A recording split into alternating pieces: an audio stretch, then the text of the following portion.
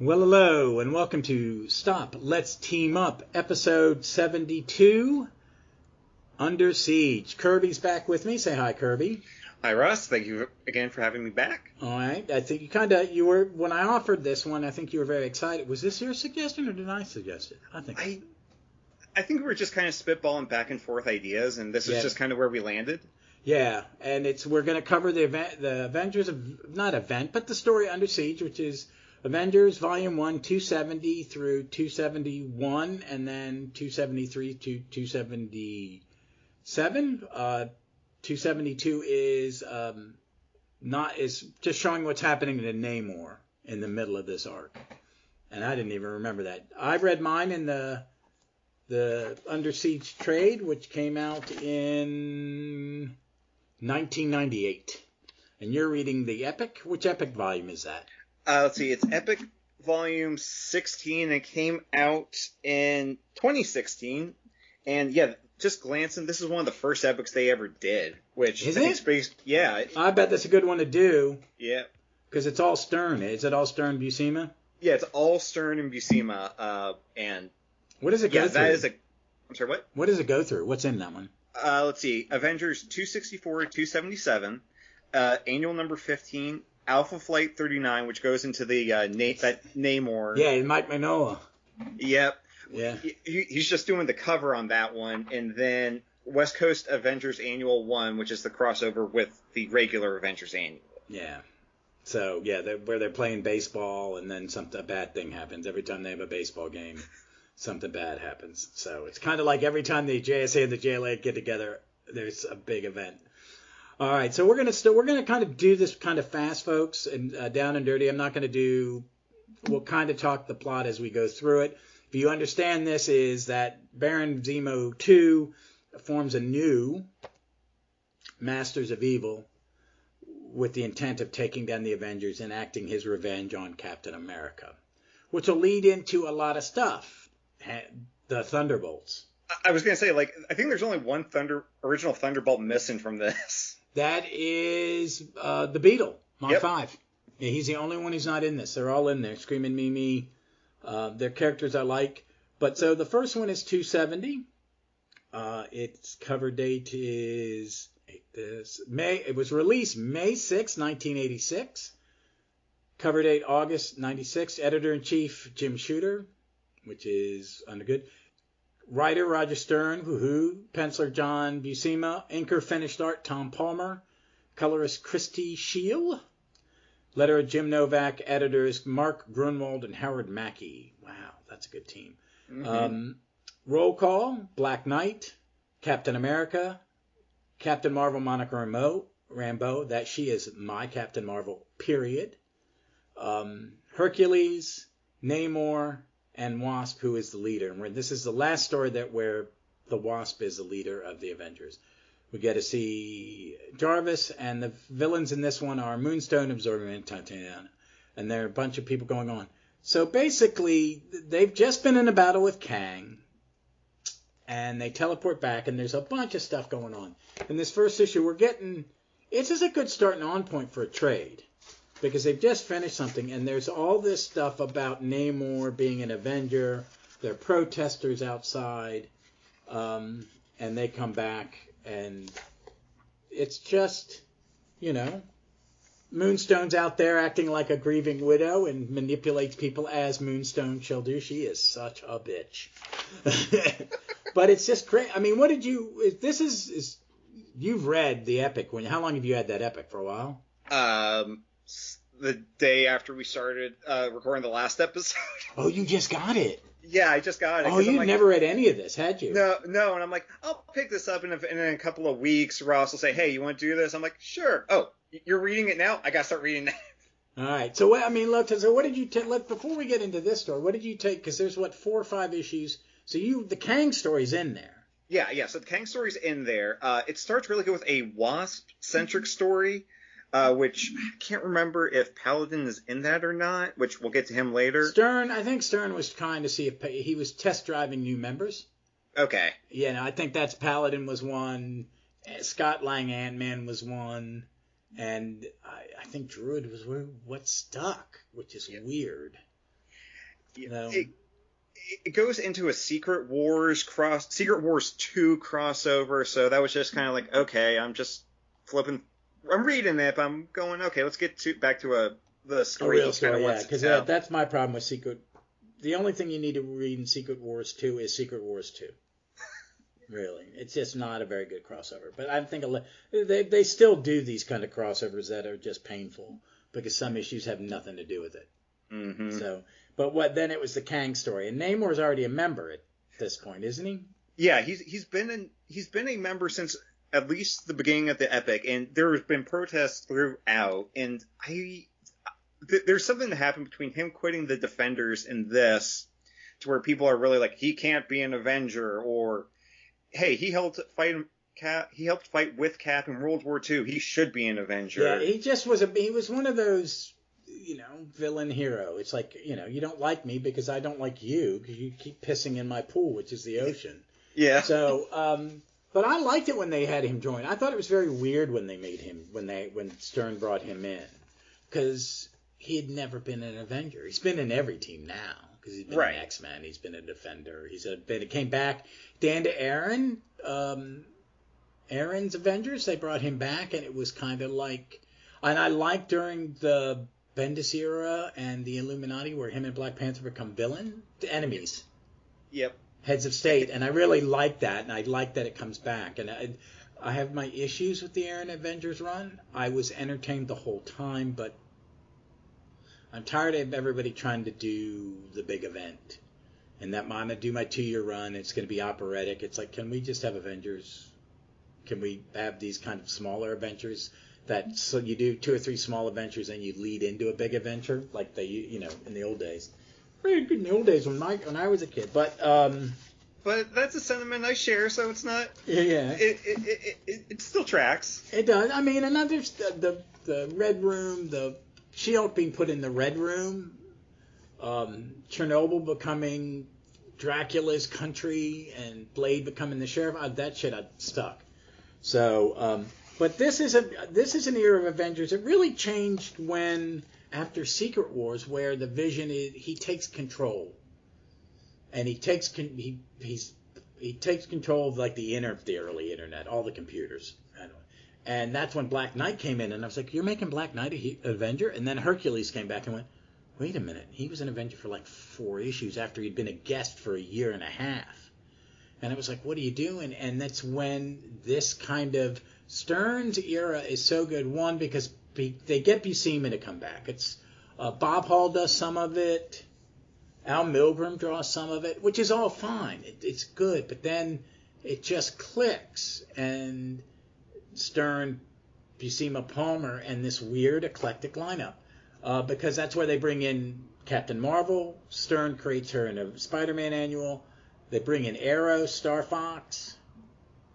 And the team just starts shifting into this team. And then when it gets to the Terminus story in the Savage Land is kind of when it gets full into this groove and where this era kind of sinks in, which is not that far before this one. So it's just so tight, and this first issue is great. What did you think of this when you got into what did you think of the issues leading into this? Again, kind of with the Secret Wars 2 is fine, but it's like, okay, I'm good. I like a lot of these characters.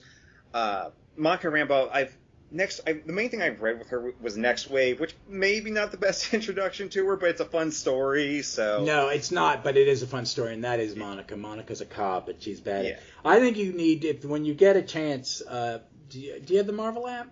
No, I don't. I need to, but yeah, I would go back to where she. I'll have to dig. I'll give you the numbers that you need to look at, because I mean, it's some good stuff.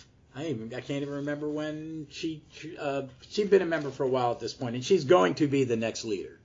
Okay. But like this story in particular was so good that I'm willing to go back as like they have released probably more Epic collections before this to they've got everything through like 25 or 26. All right. So again, it's good. At work, the only bad part is Hercules is the worst throughout this, and we'll get into some prime examples. He's an asshole. Yeah, and he is. and it's just he's a drunk, and he's more of a liability than an asset here.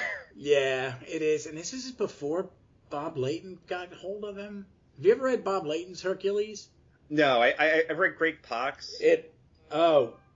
Greg Pak's is good, but Layton's, it was a comedy, and it was a science fiction comic. And that honestly makes a lot more sense, especially with like how he's done here. If you can do it in a comedy, that's perfect. Oh, it is. It's really good. That's stuff it's worth reading. I cannot recommend it any higher. It is just so good. But that may come after this. That may come after he's healed, because he's going to be out. And then there's how far does that epic go to just through this? Yeah, it ends with the last issue of Under Siege. Okay, no, but Zeus gets pissed the fuck off and kidnaps the Avengers. Alrighty. Yeah, and there's is Panther back? The team changes a little bit by that point. Namor's back, I think, maybe before the end of the Marianas, because him being married to Mariana from Alpha Flight is a big plot point in this coming up. Her joining and being a member, and then her, because she is a creation of the Master, fucks up, and of course you can't have Namor be happy. So no. So you haven't read any. I mean, so what did you think of Monica from this? Was it a very different character?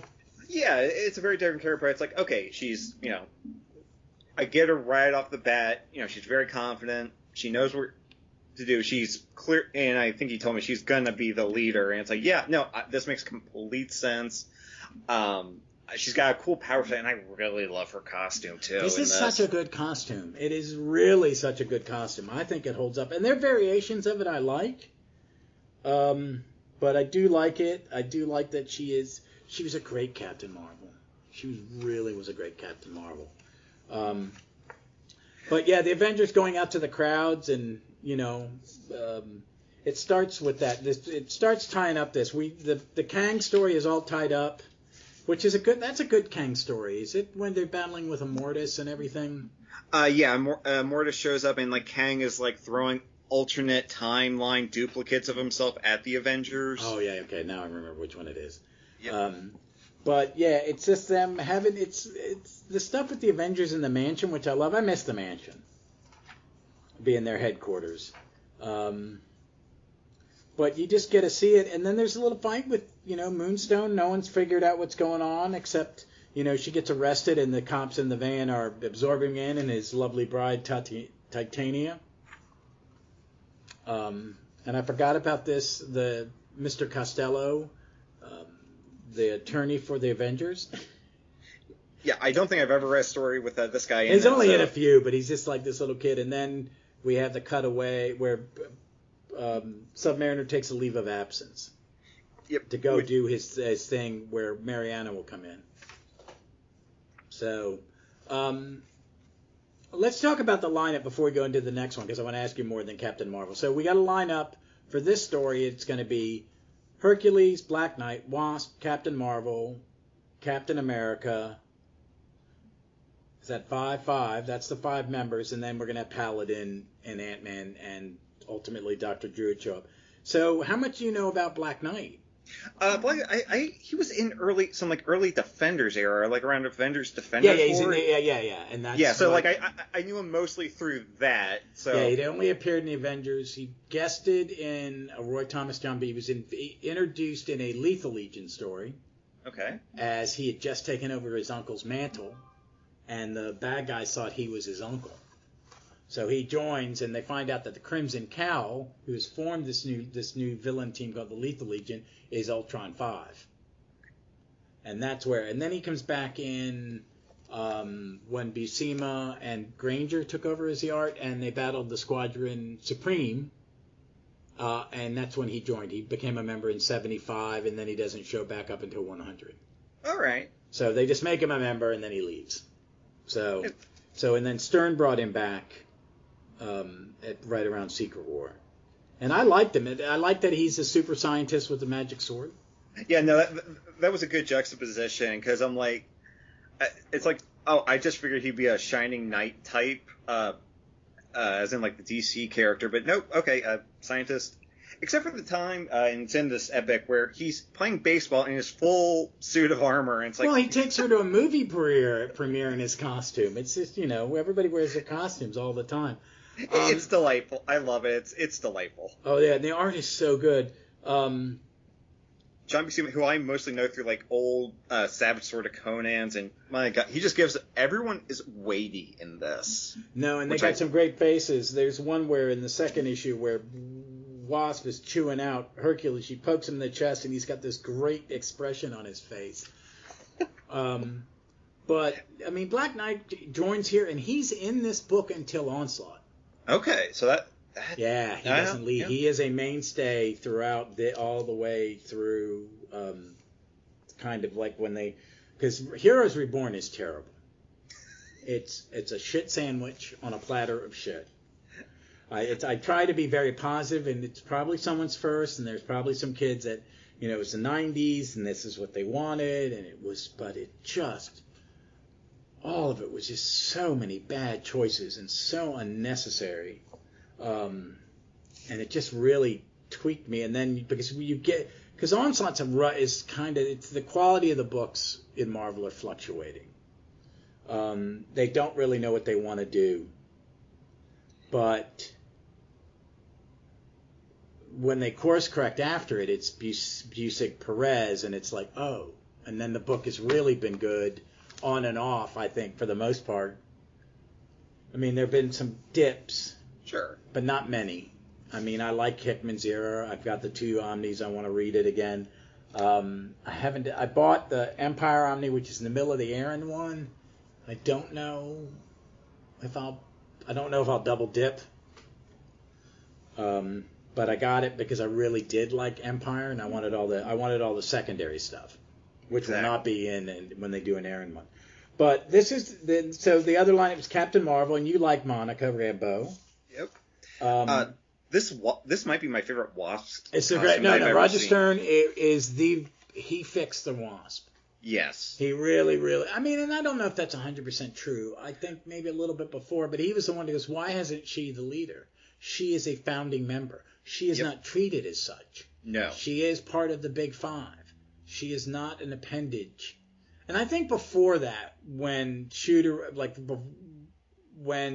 lineup was her, Tigra, She-Hulk, Yellow Jacket, Iron Man, Cap, and Thor, and then they wrote out, that Hank's mental problems haven't gone away, blah, blah, blah, blah. And he hit her, and then they write him out. And I like that storyline. I mean, it's overly simplistic. People complain that he's forgiven for it, and it's not. He doesn't forgive himself. He could. You haven't read Englehart's West Coast, have you? No. He almost commits suicide. Oh, Jesus. Yeah, that Firebird convinces him not to kill himself, and that's when he becomes Dr. Pym and joins the team. Okay. Yeah, because I think he's retired at some point during their baseball game in Sepik, so, okay. Yeah, he's been expelled. He's been expelled, okay. Well, he's been expelled from the team, and he comes back at different times. It's different heroes and different things, but his redemption arc comes in Englehart's West Coast. And the first mini was Stern, I think it was Stern and Bob Hall. Okay. And then the regular series, starting with 1 through maybe the first 40 issues, is Englehart, Al Milgrom. Okay. It's really good. It's really good. They time travel. There's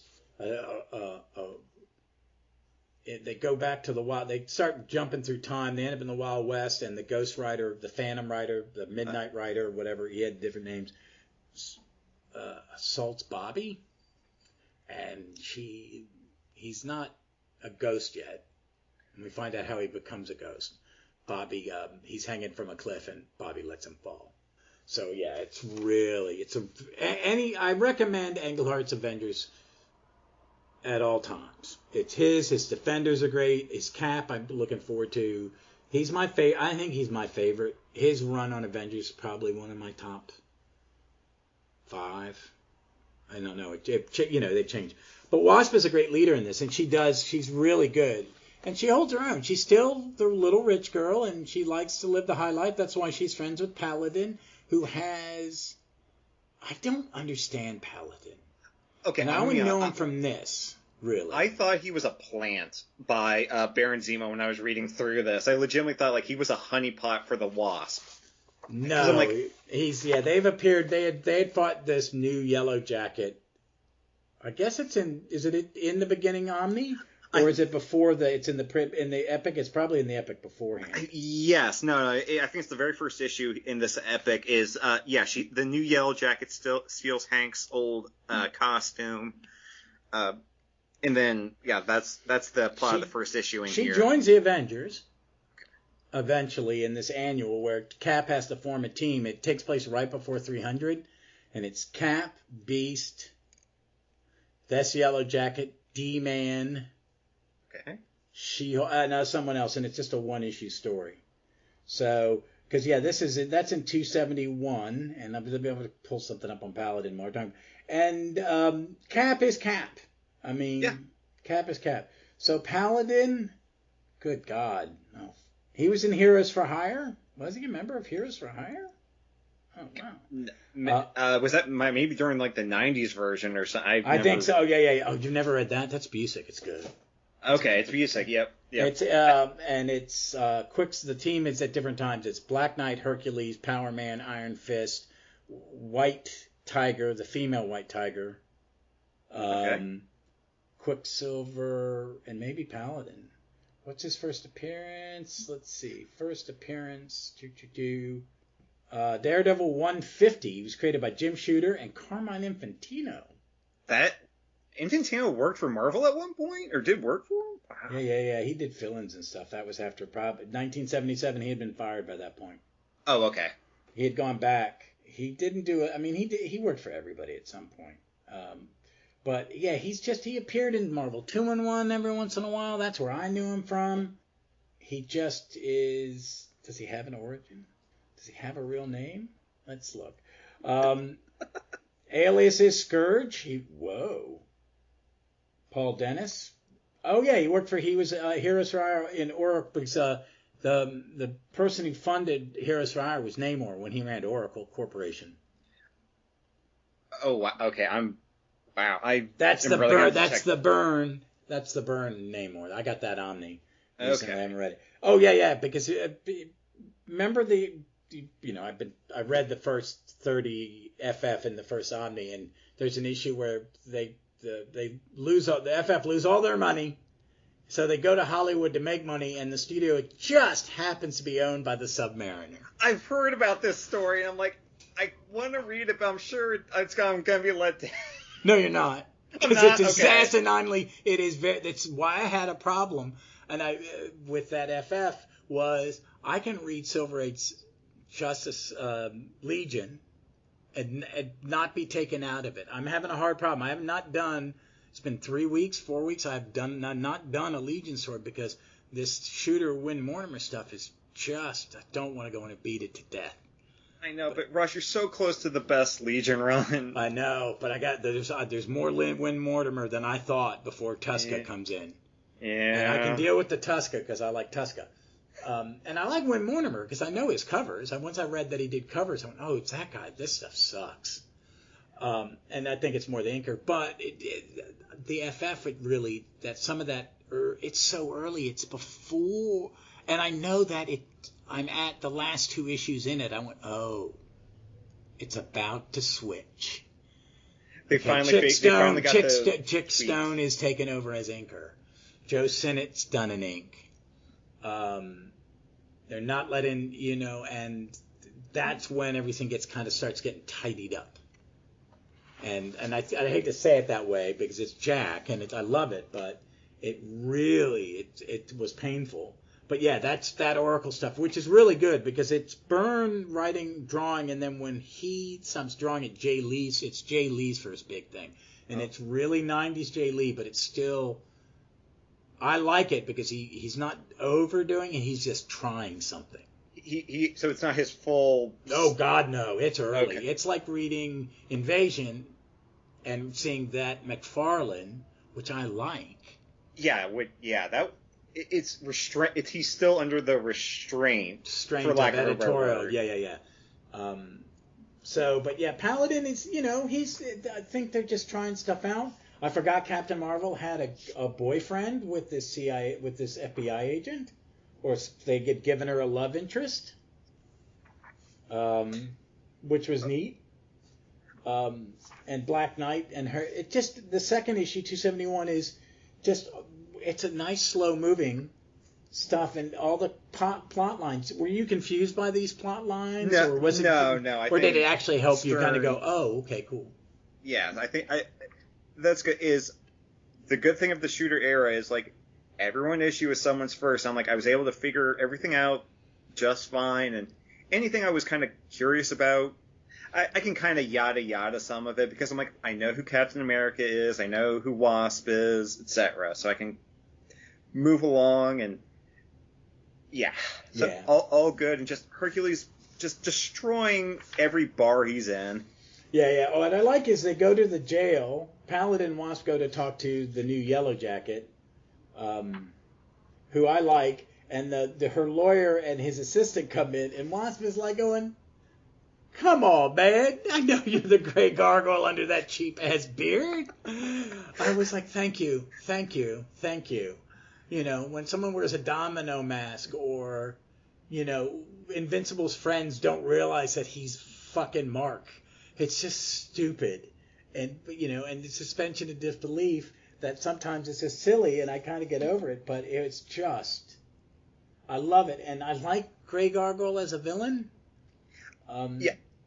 This is, I feel like I probably have seen him more in, like, back part of, like, larger teams kind of like this more than I have as a normal one issue guy, I guess. Yeah, well, Shooter, and when Byrne was doing Avengers after Guy Ritchie made him get the new lineup after the Korvac saga, he was a big bad when they were sued. They got in trouble and they're being sued. They went to court, and Miss Marvel, the lineup was selected by the government, and Scarlet Witch went, I'm going to go find myself. So Ms. Marvel took her place. And then when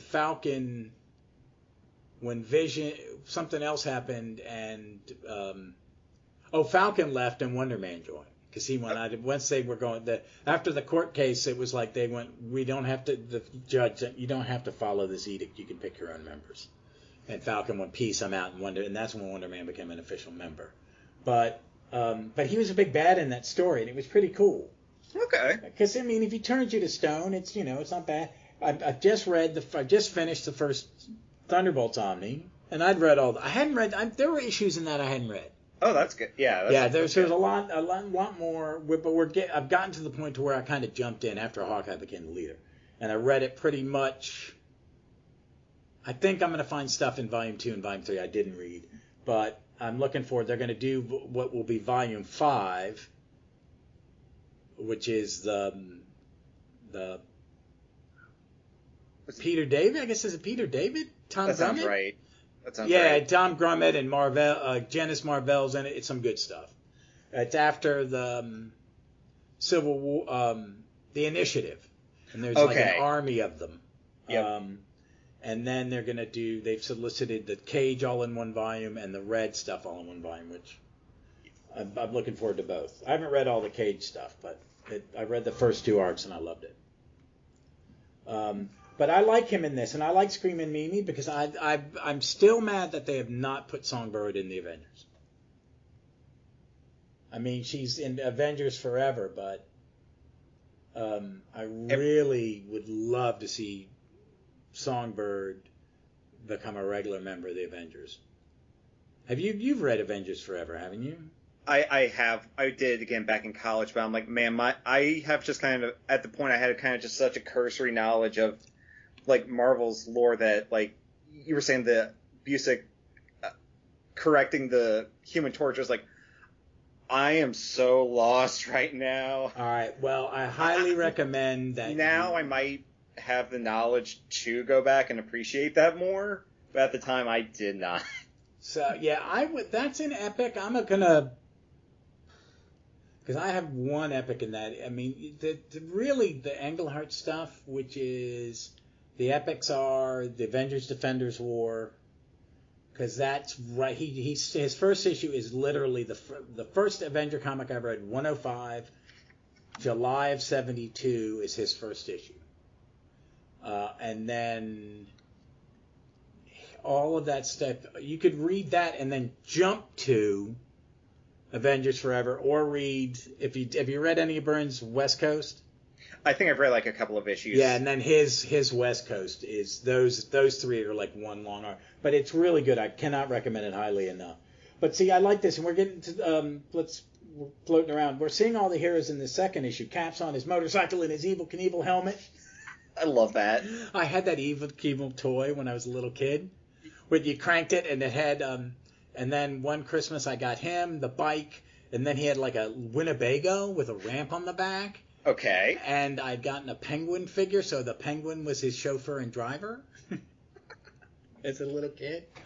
So, and we had a long hallway from the bedrooms in the first floor, and I would jump it, and he would crash into the living room, and my father would just be sitting there going, "If you break that vase I got from Korea, I'm gonna kill you." But Hercules being a drunk idiot, Cap's out on. And they're all being tricked because all the while is Zemo and his people are doing shit in the background. What did you? I mean, because were you a DC kid and then a Marvel kid? Most of my knowledge is DC knowledge, and I really started reading Marvel a lot more regularly in college, where my entry point was pretty much like the Brubaker, Fraction, Iron Fist, and expanded out from there into Defenders and some other areas. So I've always been. Oh, so you went to Defenders? That's a good one to go to. Yeah. Yeah. Because it was in a little corner of the universe. I wasn't having to. I could focus on that stuff and build out from there. Yeah, the Defenders is good, man. That first, the Thomas stuff's okay. It's just pretty much a generic Marvel team. Yeah. It gets really good. Englehart. Gerber, mm-hmm. And David Anthony Kraft. I like Kraft too. Oh God, that Kirby-esque Giffen art is. I would love to have a poster of that 2-page spread during the Scorpios thing. That's one of my screensavers at work. But so you do. Have you read Thunderbolts? Do you understand?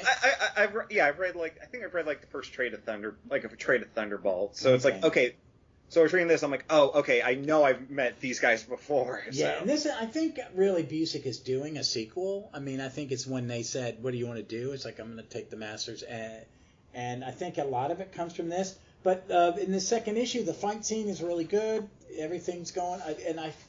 I had forgotten how it's the perfect blend of a well-plotted comic that has a lot of exposition, mm-hmm. has some movement on characters, has some comedy, and has some great action stuff. It's very wordy compared to modern comics. But it's not overly Stan Lee, Roy Thomas wordy. So. Yeah, Roy, when Roy's in a groove, like his All-Star Squadron, yep. It's not so bad. No. His All-Star is good. His Conan is really good. Yeah, it's really necessary. His Avengers, his first run on it, is really, really good. He wrote a lot of really things like, and modern Marvel teams are all Roy. It's not Stan. It's not Stan and Jack. It's really Roy. The family kind of team is Stan and Jack. Yeah. Because they're the three types of teams. The teams that hate each other, the Defenders. The teams is a group of individuals coming together for the greater good, the Avengers, Justice League. And then the families, Titans, FF, Exiles? Yep. Exiles is a wonderful series. And then, have you read that? I've read, again, random bits of it. Like, I think I'm going to have you do the first arc or something of First Trade, which is the first 2 arcs, because that was an arc-centric book. Every 4 issues was a different planet, and they would rotate artists.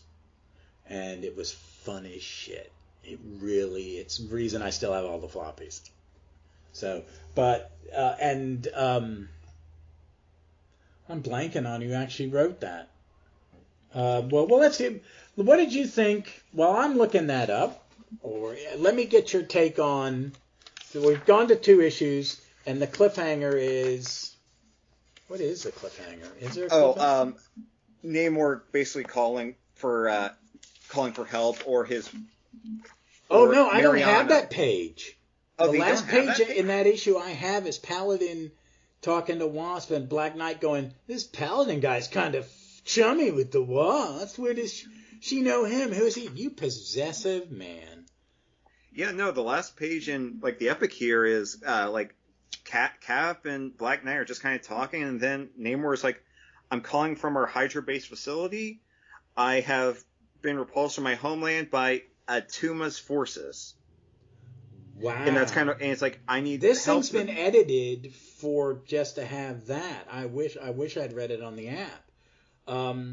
So I'm going to pull that up on the app and we'll talk that, and I'll figure out. Before we go, folks, I will corrupt poor Kirby with another suggestion and get him to read Exiles, because it is so good.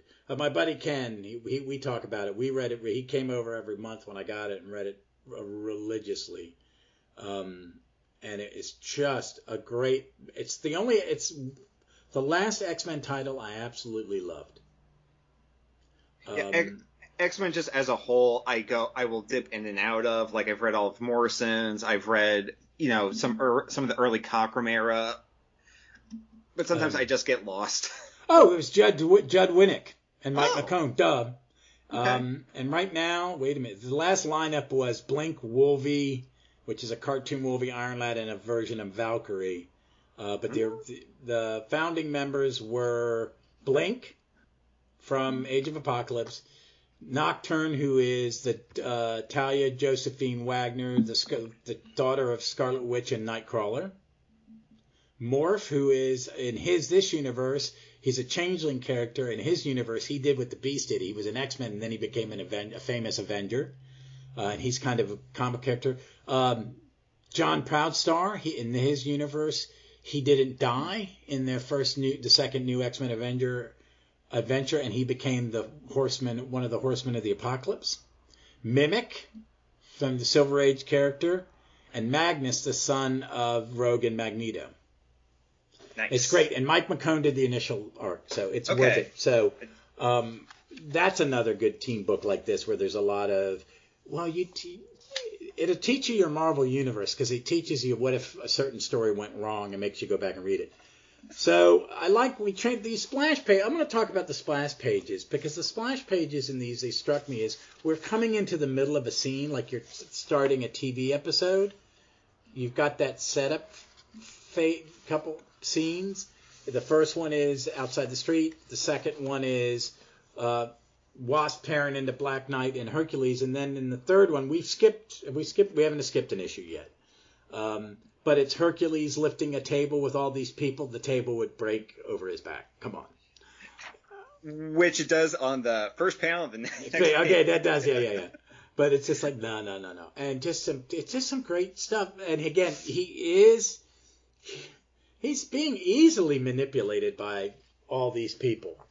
Yeah. But you get a history lesson on this lineup. Did this help you kind of get an idea? This was a big help. Just because it's like, it was just a big help. Again, the exposition is necessary sometimes, and that's a good place to do it. Yeah, and this action sequence in the bar where he throws the guy out, he stops a truck, and you find out it's all a setup, and it's the Wrecker. Yep. So Wrecking Crew, again, just through reading some classic Marvel 70s, 80s, these are the guys you need when you need to throw a body at someone. Oh, yeah. Because the last Avenger story I covered was the Wrecking Crew story where Power Man has his first team up with him. But it's great. And Moonstone and this relationship, and we're seeing the beginning of the relationship of Moonstone and Baron Zemo. And the art in this just gets better every issue. The science fiction bases look great. The Moon with Captain Marvel trying out her powers still.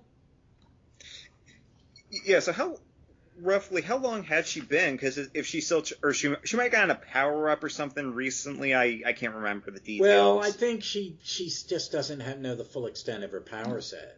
Okay. That's part of it. So she's been around for a couple years at this point. All right. I mean, she's been a member for a good while.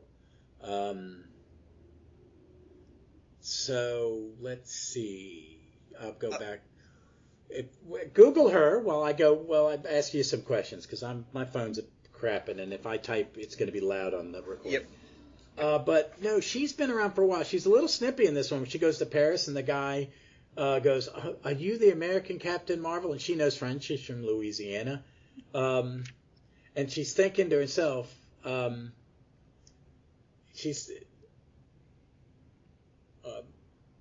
oh no, he's thinking, oh no, I thought it was her thought balloon. It's the waiters. Idiot. Who else could have taken the form of a beam of light? I thought it was her being a dick, and it was him just being a little feeling a little bad. But, Moonstone is great in this, and Blackout, where she's manipulating him. And I'm not a big Mr. Hyde fan because I haven't read enough late 60s, 70s Daredevil. That's where he's from. He's a Daredevil. Yeah, he's a Daredevil villain. I was gonna guess Hulk, but that didn't seem I quite think he's right. battled the Hulk too, but yeah, no, he's a sure. Daredevil villain. But but this is a great group of villains, and you're getting to see this team get built. Yep. And kind of like last time I was on, we were talking Secret Six and like how they were kind of buddy with each other. This is a team of like they're just gonna backstab each other at the first chance they get. By and large, they're only being held together by revenge, and all for different reasons. And they're all being manipulated. They're all being really played by Zemo, and Zemo's also going, well, I don't trust her not to, make them turn on me. And it's great. And I like that. Oh, they go to the what are they going to? Is it a premiere? Entertainment Tonight. It's just some posh event, and Black Knight is escorting Jan, and he's in his costume, and then Paladin shows up, and Black Knight ain't happy. They ain't a little jealous. Does Black Knight get over this at some point with Wasp? Oh, God, yeah. Okay. He's part of one of the great Avengers love triangles during the Harris era between Cersei, him, and Crystal. Okay. Because the lineup later on is when Harris it's Black Knight, Hercules, Crystal, Thunderstrike. Before he's Thunderstrike, he's Thor. Eric, right? Thor, Cersei from the Eternals, and Cap. It's after Cap comes in and out, and he's the boss, and Hank comes back as Goliath.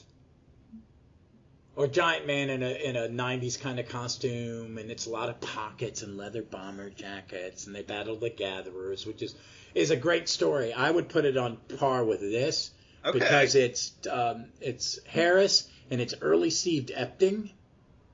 Steve Epting from Captain America, from Brubaker's Captain America. Okay.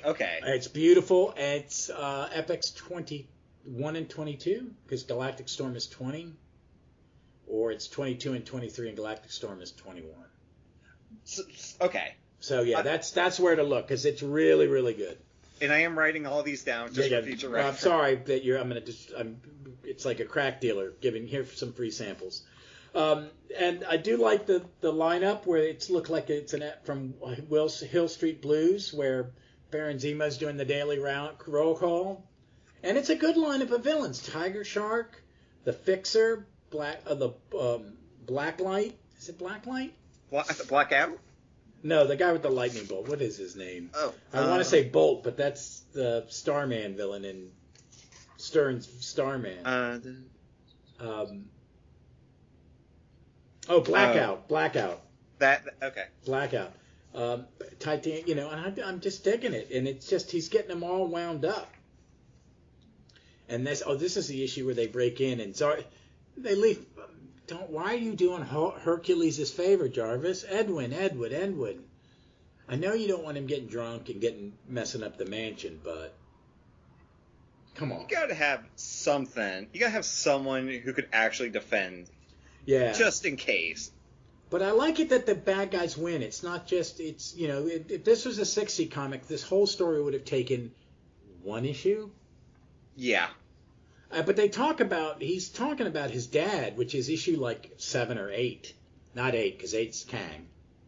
No, 7's Kang and 8 is Wonder Man, which is another Masters of the, it's also, these are bad guys where, they have evil in the title of their name. The Masters of Evil. What? Okay. But it's great, man, and they take it. What did you think of that, them storming the castle? I am a fan of a good siege story, and they just do not mess around. It's like, we're taking this place, we're going to start luring everybody in. And, like, they're efficient. And they just don't waste the time, and I like that they just, because if they have to worry about Jarvis, the Avengers butler, that's not going to cause them any pause. Oh, no. And they do some mean things to Jarvis throughout this. God, man. Mr. Hyde, man. I forgot how big he is in the story, because he pummels Whitman. Pummels him. I like seeing Goliath in his brown costume, which is it's basically, that's Hank's costume. Right. But it's a different color scheme, right? Yeah, it is. Hank's was blue and yellow, and then they made it red and blue to be more like his Giant Man costume. And then there was variations of it when Perez was drawing it when he came back. And Avengers Forever. But it's also because Hawkeye, his was red and blue, and Hank wears that costume at some point in the Harris Epting era. He starts wearing Clint's Goliath costume. Where he's kind of like bare chested with like a harness or something. Yeah. It's the teddy bear porn costume. Yeah, it's leather porn. It's really, that's what it is. But they're, because I really like what Busiek and Niezchet, I'm pronouncing it Fabian, I'm going to call him Fabian because I don't know him, but he's one of my favorite super team writers.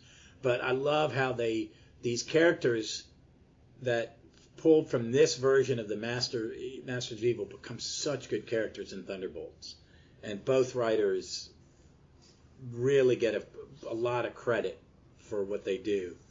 And I like how they do blackout traps Monica, and they takes her out. Yeah, by trapping her in like this shadow void. Yeah, it's kind of like Nightshade's thing from DC. Yeah. It's really good. Also, I like that the Yellow Jacket, the woman, this version of Yellow Jacket's not really that bad a bad guy. No. And like at the end, she just kind of knows when to fold them, so I appreciate that too. Yeah, and I like how the Fixer tries to hit on her, and she grabs his wrist and then gives her a Yellow Jacket thing to teach him a lesson. But then we get Cap and Jan are hanging out. Jan lives in Jersey. Okay, good to know. I love this version of Cap. I do. This is an era of Cap I like. So I have a friend, my best friend sometimes, Cap's your favorite character. I said, no, but I like Cap. And I think Cap's misunderstood. Because some people go, he's jingoistic. And I said, nah, he's a Roosevelt guy, man. This is a Roosevelt guy. But this is good. They've all been tricked. And I actually do really like what they explain, how Cap knew something was up. Because they mentioned, like, Whirlwind caused something with Wasp, and like when he called in, he's like, he mentions Whirlwind and she didn't respond like she would have. And even though I've never read that story, no, from the very first, he was her chauffeur. Okay. When she inherited all the money, because she wasn't always rich. A rich relative dies, I think her dad or something, and she becomes rich. And this is when Roy was writing it, and it was it Buscema, the first Buscema era? It would have been in the numbers in the 50s when Hercules was a guest. So it was either Don Heck was the main artist, and then Buscema would come in, and then around issue 60, it's Buscema Palmer, and every once in a while when Buscema needs a break, it's Gene Colan and Tom Palmer, which is beautiful. If you want to see the greatest Gene Colan, Tom Palmer, Tomb of Dracula. Okay. Tomb of Dracula. I don't read horror comics, but it's Wolfman, Gene Colan, Tom Palmer. Very good. But yeah, no. But yeah, he's her chauffeur, and she doesn't figure it out for years. Okay. So it's just every once in a while, and he's got a fixation on her. That's why Cap's worried about. Why wouldn't you know? This dude has stalked you and almost killed you. What's going on? And I like that when she goes in, she goes to rescue Jarvis, or find out what's going on. And Hercules will be returning soon, but he's been drugged by Tanya Seeley, who I don't even know who she is. Yeah, I got nothing. I think she's just some bad guy who's helping them out. They drugged him, and Cap and her and Wasp go, "Hey, we got to do this," and he just goes in drunk and gets his ass kicked. They all get captured. Well, Cap gets captured. Wasp is lucky enough to get thrown clear. Or does he throw her clear? Yeah, it looks like he throws her. And, Hercules goes in drunk, because even though Wasp specifically tells him to not do it. But he stopped listening to her, because he's a misogynistic. He's Hercules. Yeah. Imagine that. A bit of a pig. It says something why I'd rather take Guy Gardner at his worst than Hercules. I think if you read this era with Hercules, there's this thing where he's asking Bolstrus, he doesn't like Submariner, but the minute someone insults Submariner, he's like, whoa, back up. Yeah, I can talk shit about him. He's my friend. Right. That's definitely in here at some point. I can't remember. But. Yeah, it's in there. And because him and Thor have this relationship of, let's fight, and then ha, we fight. Yeah. But he's a mainstay of the team for a while, and I do kind of like him. And he goes away after this and then comes back because he becomes pretty much the personal character of Bob Layton. Because Bob Layton does 3 or 4 miniseries, and they're all set in space, and they're comedies, and they're space opera, and they're really good. But he just gets pummeled, and it's a nice ending because they really beat him near to death. Yeah, half of the Masters here are just basically to take him on and make sure he goes into a coma, which he does not come out of by the end of this storyline. He didn't come out for a long time. Okay. Yeah. There's a couple arcs. But then you see that, that Blackout has put this cube of the dark stuff, and they spit him out, and Wasp is taking care of him. And the Thunderbolts are taking, the Wrecking Crew are taking stuff apart. I don't understand why, not Powerball? The guy with the ball. Thunderball. He's the scientist. He should be taking stuff apart. But it's all going on, and Cap's just laying there, and Jarvis is tied up and gagged, and Whitman's on the table unconscious. And then we go to the next issue, which is where the skip has been, I think. Is this where there's a skip?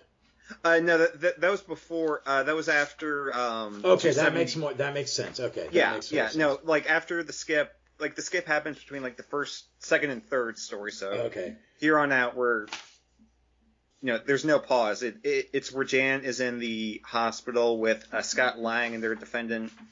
Yeah, Hercules. They're trying to protect Hercules. We get a little backstory of Skull. Zemo's been stuck in the Skull House with Skull's accursed woman child. I forget her name. Sister Sin or something like that. She's a Grunwald. I think she may be shooter created, but she's big in Grunwald's era. Okay. Yeah. So, but I'd forgotten about this stuff. I was reading Cap when this was coming out. This is about when I was reading a lot of Marvel. I think this is a very good era of the the early 90s, before it goes, and all comics get a little weird for me. But I like, it's more exposition. It's 2 pages of exposition, but 3 pages. Everybody, and they touch on everybody. I like that. I love the stuff with Captain Marvel in the dark matter. Because it's how does she get? I know they explain how they get out of it, but it's she is just lost and just doing her best to not have a breakdown. Oh yeah. I like Scott's being a good friend. Yeah, I like Scott. I like that they do touch on it. It's like, yeah, you're still dressed like my ex-husband, and with all of that history there. Oh yeah. She still loves her. She still loves Hank. And I like that his heart only beats once every like 10 minutes. It's like, yeah, he's a god. He's a demigod. He's not human. Yeah. Which is a good way out. And then I've always been an Absorbing Man and Titania fan. I like that. I like both of them a lot. I like how they made them part of Gamma Flight in Ms. Marvel. Okay. Or Captain Marvel. Captain Marvel. And they're kind of quasi-heroes now. They would, and then Immortal Hulk, they're kind of hanging out with Puck, who was also a member of Gamma Flight. But I like this, is like, you're seeing it. They start destroying Cap's memorabilia. Like an old picture of him and Bucky, and his later original shield, man. This is fucked up. Yeah, and he can, like, Buscema does such a good job. Like, you can tell he is about to start crying, but he knows he can't right now. He just needs to power through, and he is just watching as Hyde breaks something of Jarvis. And I thought it might have been his neck, because they cut away hard from... Oh, no, they don't... Yeah, I know they wouldn't kill Jarvis, but it's like... He's in the hospital for a while, and he comes back with an eye patch. So, which is kind of cool. Yeah. But I like how they're trying to...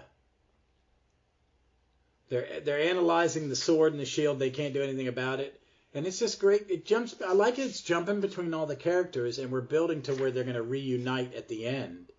But, I like Scott Lang's Ant-Man. He becomes a big part of Paul Ryan, Tom DeFalco and Paul Ryan's FF. He's used in Matt Fraction's FF that tied to the Hickman. He's part of that FF team that's supposed to just guard the building for 30 seconds.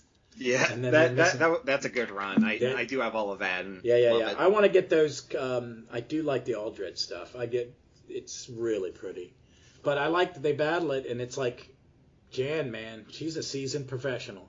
Masters of Evil still have control of the mansion. They still have hostages, but I swear they have won their last round. Now it's our turn. And then we get to the chapter's called Revenge. It's great. Little flashback. And it's just good stuff. I mean, and it's, it's not... Oh, this is Thor. Thor hasn't been around for a while. I forgot that. Yeah, this is how he comes back to the team. Yeah, and there's something going on with Thor, because he is taking hits, and it's really affecting him more than I think it usually should. Yeah, I think because this is also where Druid starts to come in. Right. By the way, this is something I always do love, is super specific editor's notes. This story takes place between pages 5 and 7 of Thor 373, so... Does it really say that? Is it in here? That's what it says, yeah. It's I don't have it here. Do I? Let's see, it's in, 276, like, 10-ish pages in. Okay, hold on, let me see. I hate it when they take the page numbers out on these things in the reprints. 2, 4... 6, 8. I don't know if me holding up to the camera will help for reference. No, I can see it. Okay. Yep. Oh no, that editor note's not in here. Oh wow. Okay. But that's great. Thor has come. Oh yeah, he's got the beard. Yeah, and I know. Was this during Simonson's era? I might have read some of that. It may be. I may have read some early of the Simonson stuff. Yeah, that's just really good. It's really good. But I like it. It's Cap and Black Knight they get free. I forget how they turn out the power. I missed that. No, I think it's like the Tinkerer. I thought it was like the Tinkerer and Yellowjacket were just. Oh, the Fixer. Yeah. Yeah. Or did I say Tinker? Yeah, Fixer. Yeah. Oh, they've gotten out and turned it on, but they get their revenge in the dark and they beat it and. Captain Marvel's gotten free, and she's pretty tired. And then they get in there, and oh man, poor. Yeah, that's at the point where Yellowjacket's going, I'm going to get the fuck out of here. Yeah, no. You've crossed the line, buddy. You crossed the line. Because she just sees, like, Zemo turned his back on like one of his most loyal and helpful throughout this, and it's like, okay, if you're not gonna help him, you're definitely not gonna help me. Yeah. And I like how Druid comes in.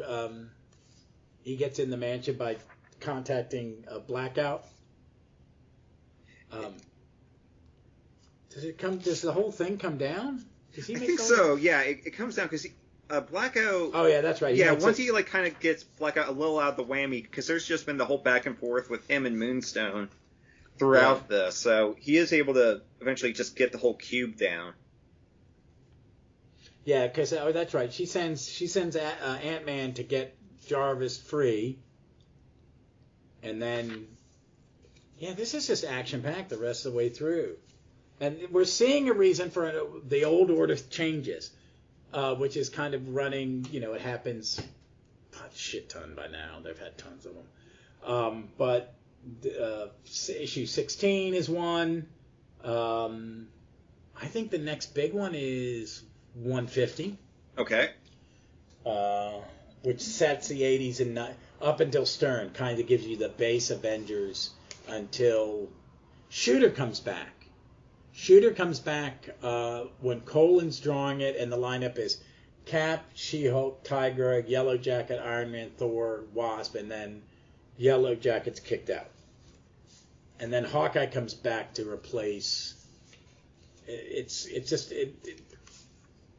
the next one. They have a couple relatively quickly, but this is the next. The beginning of the next Omni will be, them picking a new leader and lining it up.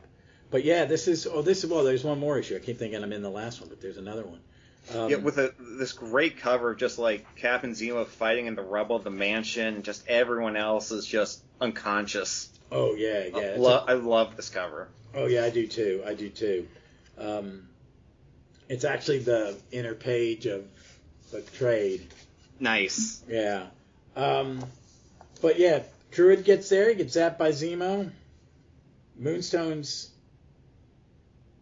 She's fighting Captain Marvel.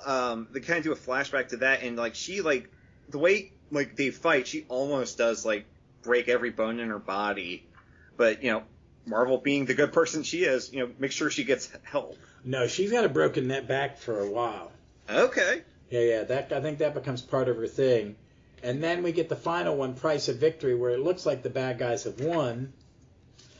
But Thor cracks Power Man, Goliath in the hand with the hammer. Oh wow, yeah. This is just more action packed. It's such a good. This is such a great event. This is what event should be. It should be 6 or 7 issues that tell one really good story, where the characters have some plot. There's the soap opera part of Marvel is working. But there's a cause and effect. There's an effect to this battle that, good God, Druid, you got shot in the back 2 issues in a row? I think so, and I'm like, and it's both with a dart gun or something. So by it's Zemo, yeah.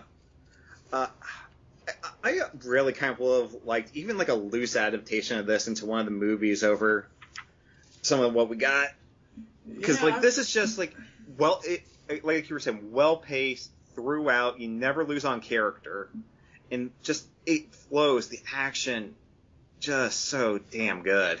Oh, it is. And then you see Yellow Jacket going, I give up, I beat. Yep.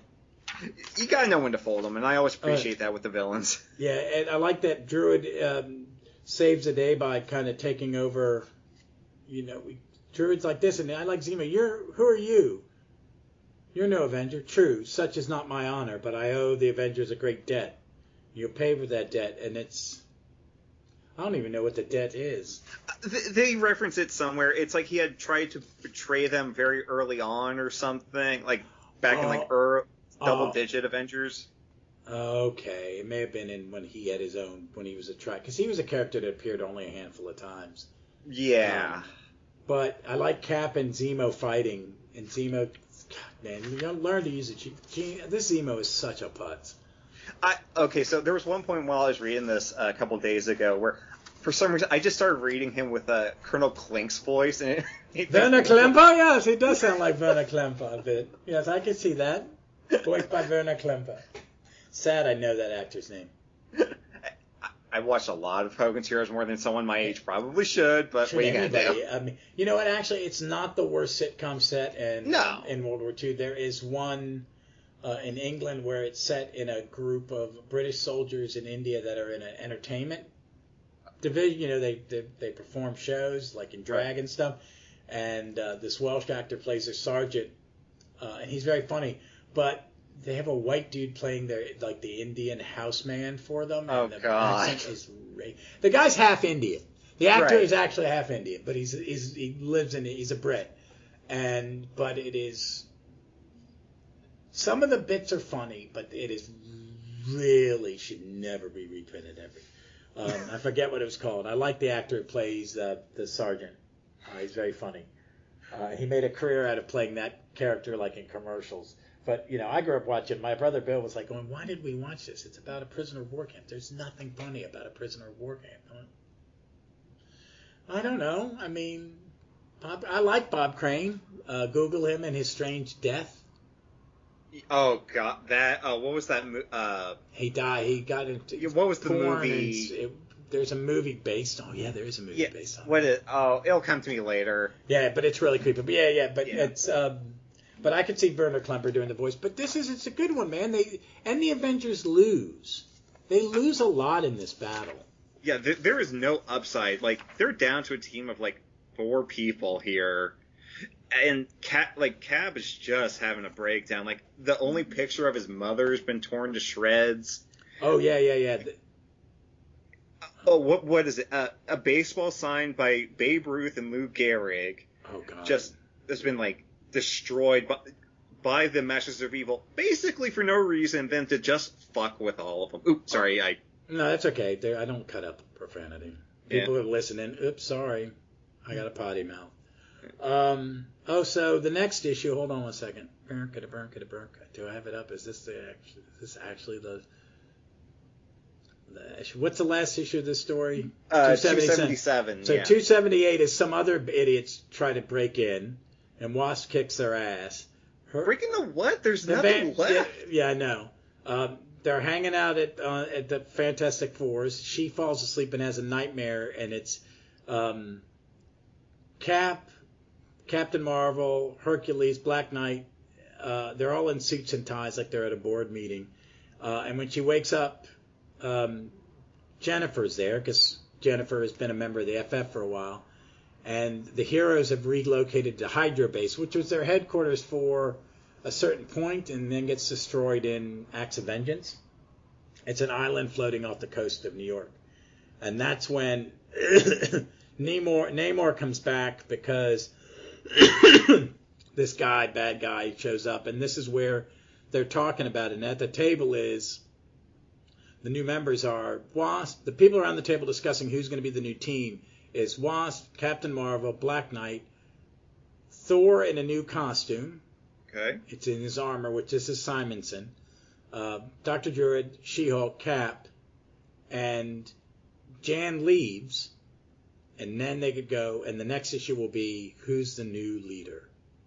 And that's when the cover is, if you go at 279's cover, is the new lineup. And the new lineup is those 6. Okay, because after reading this, I'm definitely going to check out some of the Epic collections before this and after this, so that'll be a good... Yeah, this is good. This is some good stuff, and this leads up to what ends up, over the next, I don't know, maybe year or so, where, this team slowly is dwindled down. Cap becomes the captain.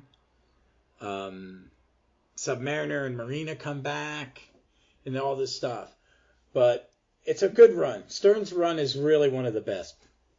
Yeah, most of my Stern, I think, has been early 90s Diamond Superman, and I always enjoy that, so it's good.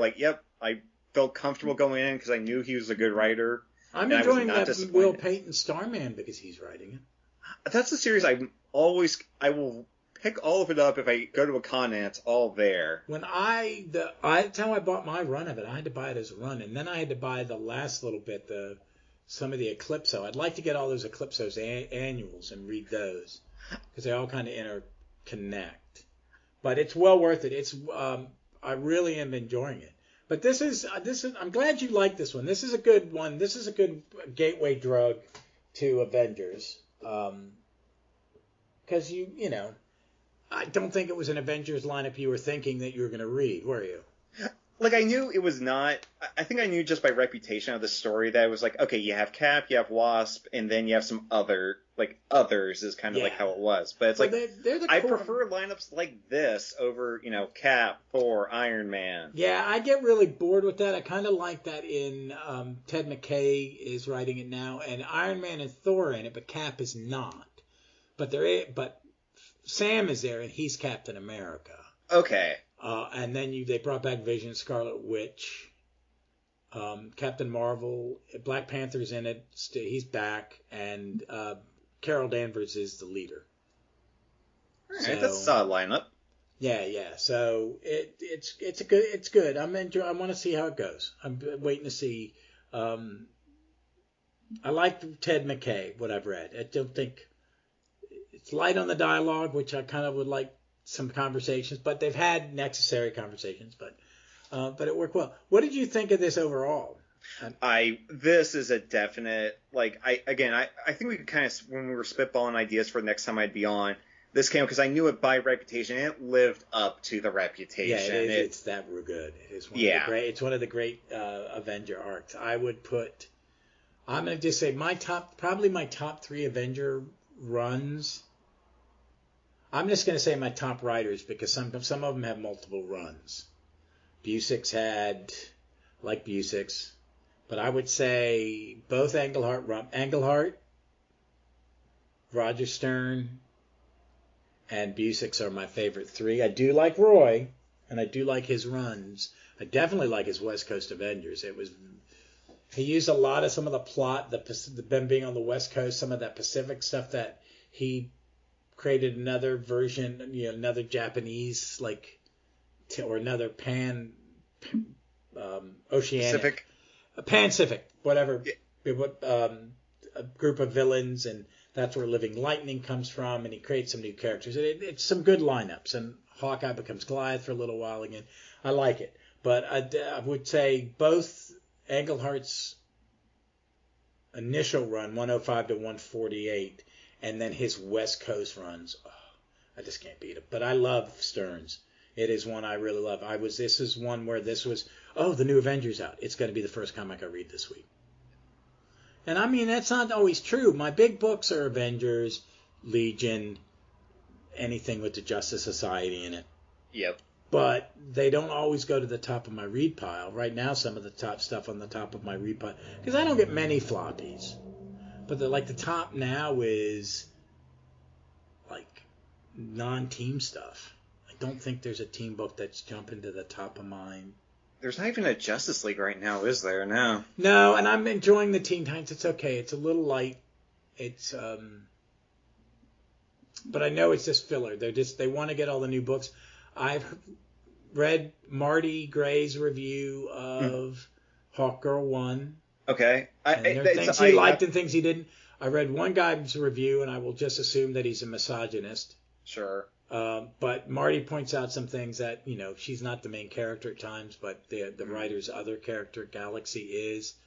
There's some queer coding, which I don't have a problem with for Kendra.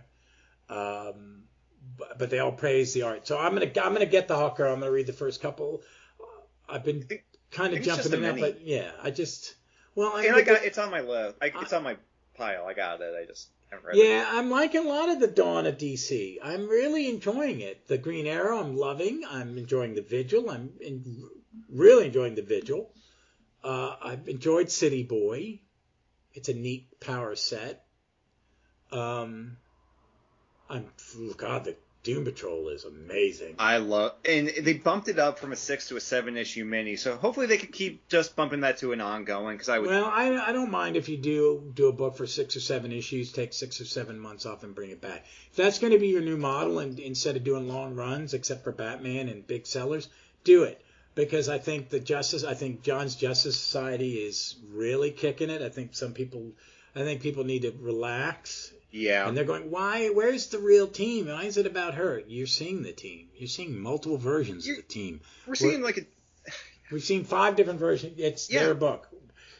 And because John's I think he knows his limitations. He's not going to go, I don't know if I'm going to be able to do it for more than 8 or 9 issues, whatever. Just keep doing that. But I'm really enjoying that. The Stargirl was good. The Green Arrow is good. World's Finest. My God, the World's Finest Teen Titans came out. I love that. I'm not even a huge Titans guy, but I really like that. I've gotten the Silver Age. I got the Silver Age and the Bronze Age Titans. So that's everything from when they're introduced until the last issue before Perez Wolfman. The Perez Wolfman stuff is some of the best Super Team books I've ever read. It's really good. Marv really gets it. George and him is good. I understand why Marv can be very basic. Sometimes he's hired to emulate his FF. He was hired to kind of do Roy and Stan. Yeah. But his Titans, he's in it for a long time. He does not leave the book. Right. When he leaves, when he goes on and he gets different artists. It's Romeo Tangell does it for a while. It's beautiful. He gets Tom Grummett. Oh, okay. Yeah, during the Wii. So it's still good because he really understands the Titans. He's writing characters he loves, and those are. See, and I had not read a Titan book since the John stuff and the end of that because I thought the New 52 stuff it wasn't the Titans to me. And I was fine. There were people who liked it, and with Damian and all these new characters that they created, and then a while into it, they introduced to some of their own characters, and I will probably go back and reread that for the podcast to kind of get an idea of it. But this is those are the kind of arcs, and I think I hadn't read this arc in maybe 10 years, and that was stupid because it's that good.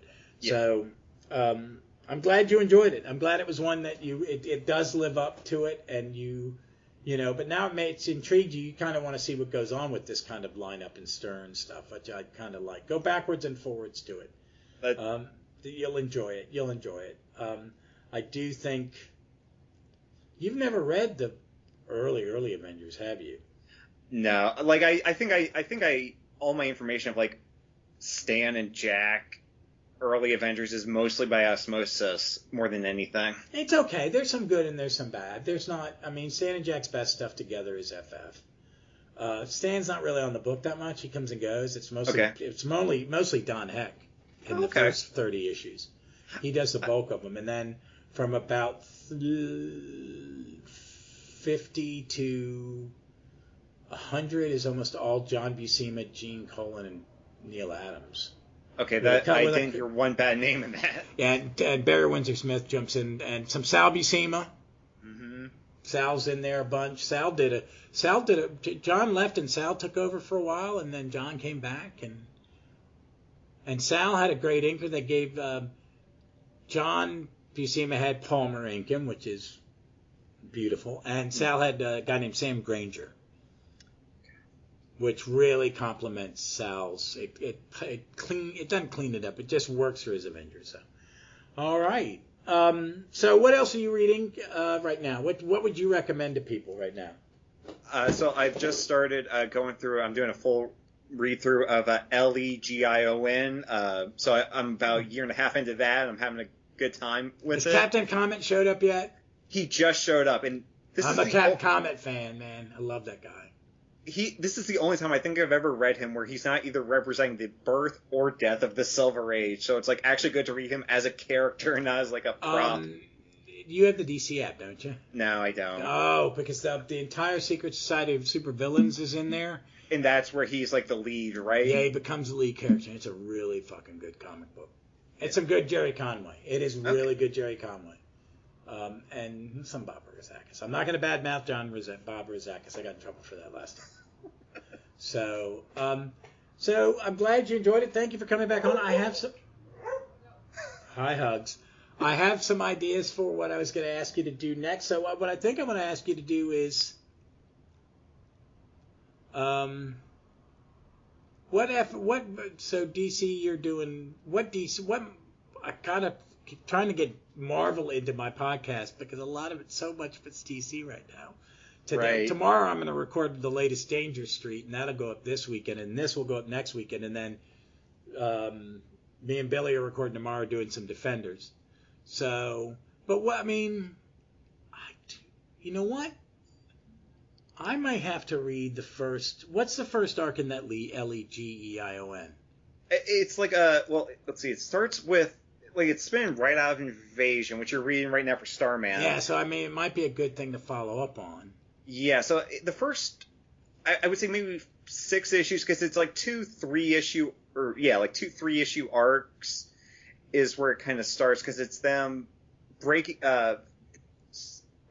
Kolu out of like the tyrants of the computer tyrants, and then it's them taking on Garen Beck's freeing his homeworld from all of like the drug lords. I think I read that religiously when it came out, and I have not read it since it originally came out. It's on the app. So why don't that be in a couple weeks we get together and we chat about that? Sounds good, because then I'll have everything read, and unlike the time we did Suicide Squad, I'm like, oh, this is actually fresh in my mind of what actually happened. Oh my god, yeah. All right, well, folks, like I said, I recommend the team book that I'm recommending you is check out the Vigil. It's on the app. The first 2 issues maybe on the app, or just the first one. I really like it. It's a weird governmental team with weird powers.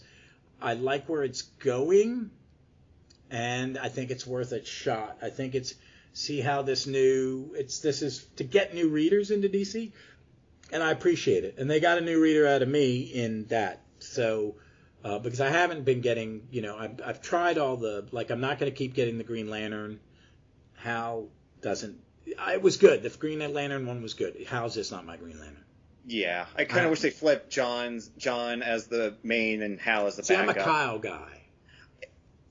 I read Kyle. Kyle was where it finally... But I read John Stewart because it was Lynn Wein and Dave Stewart. Not Dave Stewart, Dave Gibbons. Dave Gibbons. That's a really good arc. Well, that is something I'm going to cover because technically I consider Green Lantern a team book in an odd way.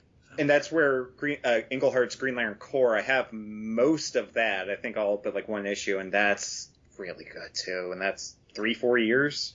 Yeah, are you a Joe Staton fan? Do you kind of get he's real? Some people don't like him; they think he's too cartoony. I like Joe Staton. Like the only time I don't is like when I can tell he was clearly rushed to finish up Earth War, but that's a whole other discussion for another day. Yeah, and sometimes they don't give him a good inker, and if he doesn't have time to ink it himself. But Bob Layton inked him in All Star Comic when they were doing Justice League. It's beautiful. Yeah. And that Origin issue is one of my favorite comics. The art is just stellar. All right, folks. Well, we're recording this on the 21st of July. It will go up a week from today or the Sunday, depending on when I edit next weekend. It's my crazy time at work, so that's why I'm kind of getting a couple things in the can because it's eval time. I got to write 10 evals and beg for positions. And my department's going through a lot of changes right now at work, so it's getting a little crazy. But so this weekend, this will be up on the 28th or 29th, and then we're not going to have a regular episode of this podcast the weekend after. We'll do the next Those Daring Defenders episode, and Billy D will be back, and we're going to be covering a 4-part story that involves the Undying Ones again. It's probably the 5th time the Undying Ones have appeared. And it's got 2 issues of Marvel 2-in-1 with The Thing, Doc Strange, and Valkyrie. And Thing meets Nighthawk for the first time. And I'm a Nighthawk defender. Yes, Kyle's a putz. Yes, he's an idiot. Yes, he doesn't do anything right. But I kind of like those characters that are just, do you not have a fucking clue? I actually said the words out loud. I need that Nighthawk figure to complete my Defenders team. I bought a couple figures recently, and their San Diego Comic-Con has a special West Coast Avenger set that is the black Jessica, the Spider Woman that was in West Coast, which is the woman in the black and white costume. Hank Pym in his jumpsuit.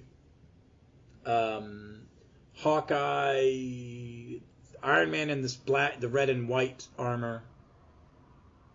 And Tigra. So it would be nice, but I've seen some of those. I would like to Dave Steele showed that he has a Hulk, a Valkyrie, a Nighthawk, and a Doc Strange figure, and I want one. I would like to have that set. I do like that costume. I would like them to do his original Squadron Sinister or Squadron Supreme costume. Oh, the black and white with the beak. Yes, the beak. Yes. So, all right. Well, folks, thank you for listening. Kirby, thank you. It's always a blast corrupting you and make you read 70s and 80s comics.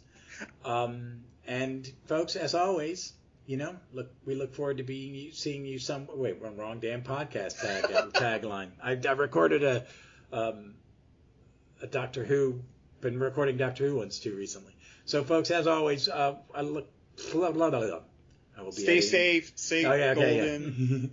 All right, folks. As always, be safe, be smart. Please be kind to one another and read some comics. Read some old Avengers.